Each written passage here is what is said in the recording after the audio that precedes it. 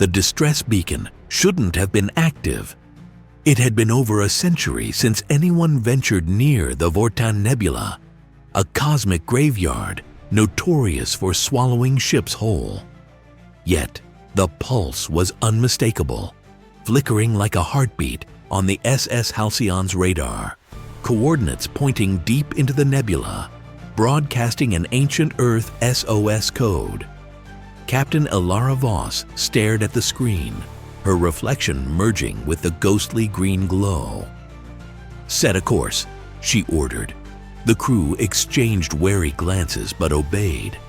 They had all heard the stories, ships disappearing without a trace, whispers of lights that drove people mad.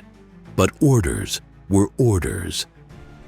As the Halcyon breached the nebula's dense clouds, colors bled unnaturally across the void.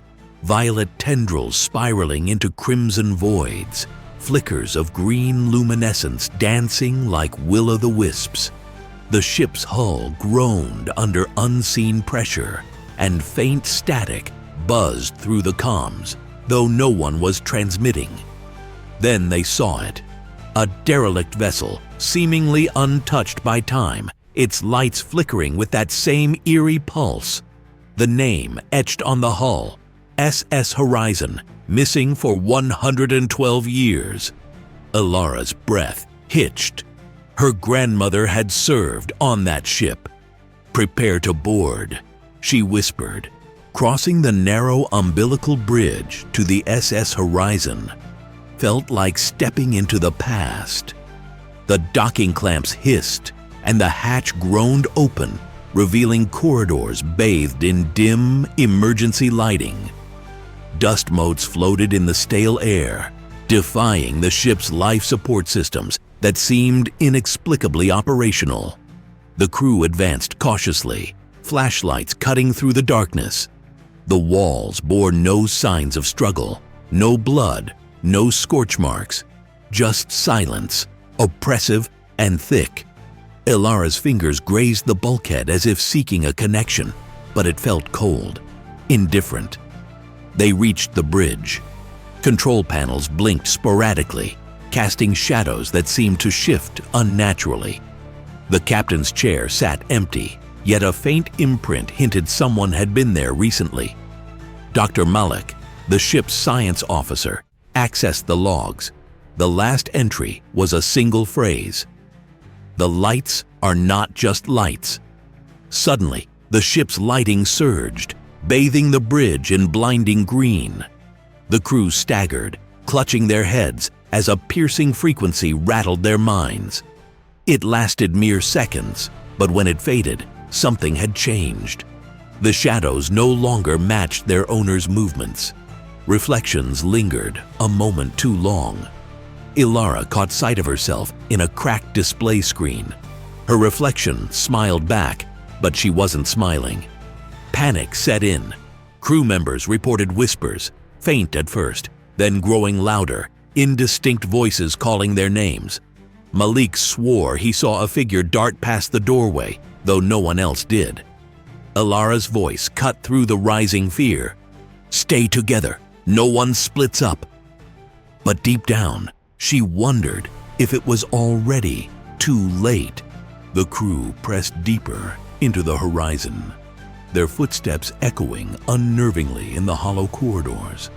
The walls seemed to ripple subtly, as if the ship itself was breathing. Alara could feel it, an invisible pressure, like the weight of countless unseen eyes pressing against her skull. They reached the engine room, where the strange lights pulsed with more intensity. Green tendrils of luminescence crawled like veins along the metal surfaces, converging at a central core that thrummed with an alien rhythm. Malik approached, drawn like a moth to a flame, his eyes reflecting the sickly glow. "It's communicating," he whispered, almost reverently, not in words, but in thought. Before Alara could stop him, Malik touched the core.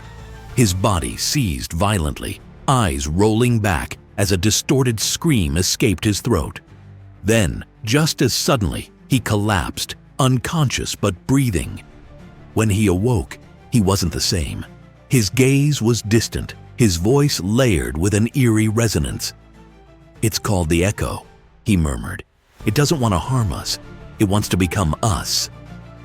Fear gripped the crew. The Echo began infiltrating their minds, twisting memories, blurring the lines between reality and hallucination. They saw loved ones where there were none, heard voices from their past whispering secrets only they knew. Paranoia spread like wildfire. Friends turned on each other, unsure who was real. But Alara fought back. She clung to a single, unyielding truth: her defiance. The Echo couldn't mimic what it couldn't comprehend: the raw, chaotic spirit of humanity. She rallied the remaining crew, urging them to embrace their imperfections, their irrational fears, and stubborn hopes. "It can't take what we refuse to give," she declared, her voice cutting through the madness. They sabotaged the Horizon systems, creating chaos the Echo couldn't predict. The entity recoiled, its influence weakening as the crew's unpredictable actions defied its attempts to control them. But the battle was far from over. With the Echo weakened but still dangerous, Alara devised a final, desperate plan. They would overload the Horizon's reactor, creating an energy surge too chaotic for the Echo to control. But doing so meant a slim chance of survival for the crew. "If we don't end it here, it will spread," Alara said, her gaze steady despite the fear gnawing inside her. The crew nodded, their faces marked by exhaustion and resolve. As they prepared the reactor, the Echo fought back with everything it had left. It projected illusions so vivid they could feel the warmth of lost loved ones, hear laughter from their childhoods. Malik, still partially under the Echo's influence, pleaded with them to stop. "We can coexist," he whispered, tears mingling with the unnatural green glint in his eyes. But Alara knew better. Coexistence isn't survival. She initiated the overload, the ship trembling violently as systems failed one by one. The Echo's wails filled the corridors, a chorus of stolen voices merging into a crescendo of rage and desperation. In the final moments, Alara and her crew huddled together, defiant to the end. The reactor burst in a blinding explosion, ripping through the Horizon and the surrounding nebula. Silence followed. When Alara awoke, she was adrift in an escape pod, surrounded by the debris of both ships. Against all odds, she had survived. The green lights were gone, and the oppressive whispers had faded into nothingness.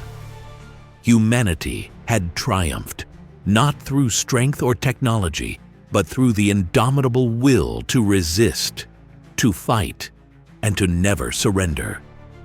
Because that is what it means to be human.